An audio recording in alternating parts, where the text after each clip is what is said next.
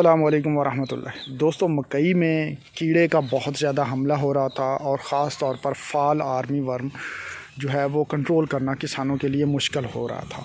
इसके लिए मैंने जो मकई खेलियों पे काश्त की गई है उसके लिए तो मैंने दानेदार जहर रिकमेंड की थी, जो कि आप 100 से 120-25 रुपए की रेंज में 1 एकड़ के लिए तैयार कर सकते हैं बड़ी आसानी से। अगर आपने वो वीडियो नहीं देखी तो आप मेरे चैनल पे मौजूद है, उसकी जो लिंक है वो मैं डिस्क्रिप्शन में दे दूंगा। लेकिन बहुत सारे किसान ऐसे थे जिन्होंने चारे के लिए जो है वो मकई काश्त की हुई है और वो जो है वो दानेदार जहरी बात है उसमें नहीं डलवा सकते, तो वहाँ पे भी फॉल आर्मी वर्म का बहुत ज़्यादा अटैक देखने में आ रहा है। मैं यहाँ पे एक फील्ड में हूँ जो कि चारे के लिए यहाँ पे मकई काश्त की गई थी छट्टे के ज़रिए।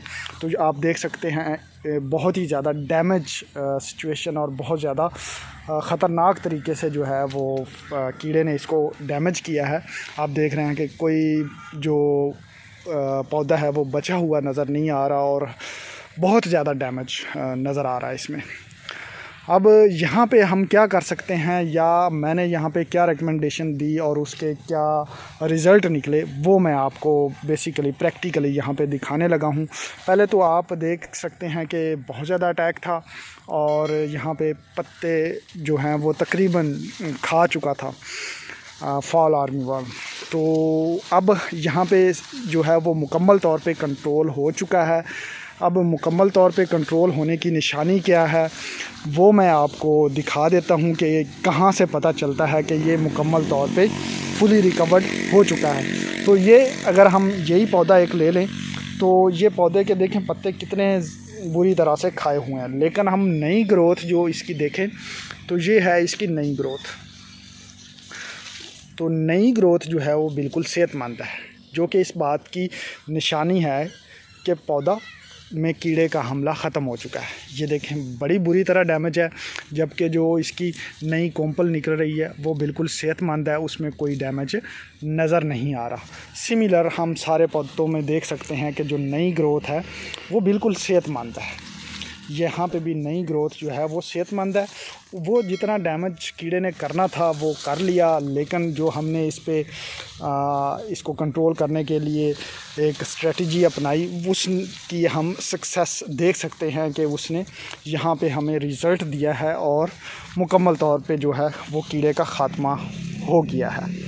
अब हम आते हैं कि आखिर हमने इसको किस तरह से कंट्रोल किया और क्या चीज़ रिकमेंड की।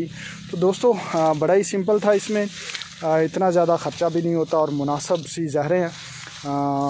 तो इसमें जो थी एमामेक्टिन इस्तेमाल किया गया है। एमामेक्टिन वही सिंपल सा 1.9 वाला 5% वाला एमामेक्टिन नहीं इस्तेमाल किया गया।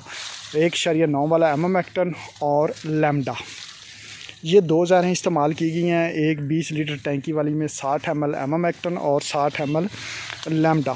सबसे सस्ते ज़हर यही हैं मार्केट में अवेलेबल, जो कि आप इस्तेमाल कर सकते हैं। इसके अलावा भी ज़हरें हैं जो कि इसको बड़ा अच्छा कंट्रोल कर सकती हैं, लेकिन दोस्तों वो ज़हरें महंगी होती हैं और मेरी कोशिश हमेशा यही होती है कि इकनॉमिकल वे में हम रिज़ल्ट हासिल कर लें। तो यहाँ पे जो चीज़ मैंने अप्लाई करवाई वो थी एमामेक्टिन बेंजोएट 1.9 वाला और साथ में लैम्डा।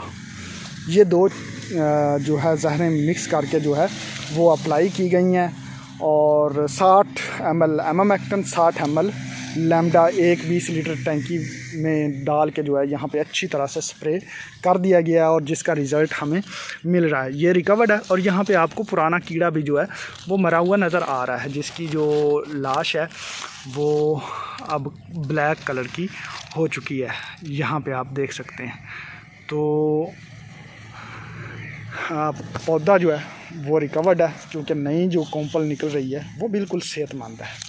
तो ये अगर दोस्त चारे वाली मकई छट्टे के ज़रिए उन्होंने काश्त की हुई है तो वो ये फार्मूला इस्तेमाल कर सकते हैं। होपफुली कि उन्हें जो है वो अच्छे रिज़ल्ट मिलेंगे। बाकी हर फील्ड की सिचुएशन डिफरेंट हो सकती है। यहाँ पे मुख्तलिफ ये जो फील्ड है इसमें मुख्तलिफ़ चीज़ों का एक मिक्सचर सा यहाँ पे हमें नज़र आ रहा है। ज्वार भी है, बाजरा भी काश्त किया हुआ है इकट्ठा, और मकई भी है। तो आप देख सकते हैं कि बाजरे पे इतना ज़्यादा अटैक नहीं है, लेकिन मकई पे बहुत ज़्यादा अटैक नज़र आ रहा था। और यहाँ पे जो पौधे नीचे थोड़े से आपको कुछ पत्ते जो हैं इस तरह के नज़र आ रहे हैं, ये खेलियों वाली ज़मीन में भी नज़र आ रहे हैं, क्योंकि यहाँ पे बारिश बहुत ज़्यादा हुई है।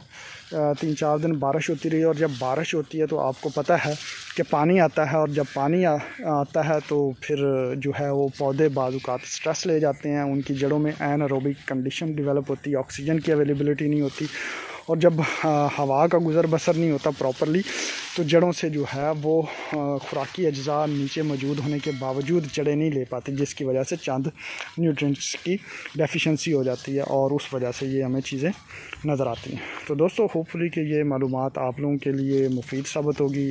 दुआओं में याद रखिएगा। मिलते हैं किसी अगली वीडियो में, तब तक अल्लाह हाफ़िज़।